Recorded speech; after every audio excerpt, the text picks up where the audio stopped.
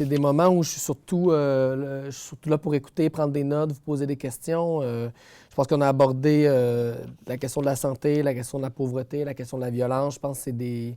Je pense qu'on a voulu faire un top 3 des enjeux au Québec où l'égalité homme-femme est encore à accomplir, voire en danger.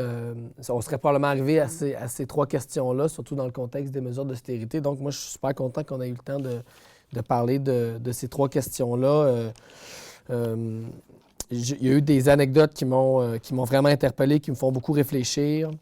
Dans les régions plus éloignées des grands centres, il y a des enjeux peut-être plus particuliers, plus spécifiques. J'ai pris pas mal de notes. Je repars avec ça, je le partage avec mes collègues. Et c'est notre intention, dans la publication de notre bilan au début de l'hiver prochain, de donner vraiment une place prépondérante à la question de l'égalité homme-femme. Ce que je trouve le fun, c'est que je trouve que des moments comme ce soir, on fait des belles démonstrations d'intelligence collective.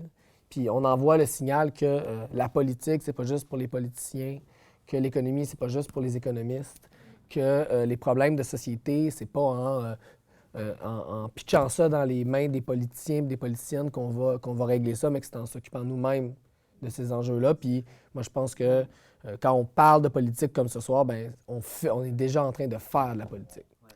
Notre soin le plus profond, c'est au moins de servir, je dirais, de prétexte ou d'excuse pour que des moments comme ce soir, il y en ait le plus possible partout au Québec, puis qu'on redonne le goût à des personnes, à des groupes, de continuer à faire vivre ces pratiques-là qui sont super importantes, puis qui pour nous sont le fondement, vraiment la condition la plus de base de la démocratie.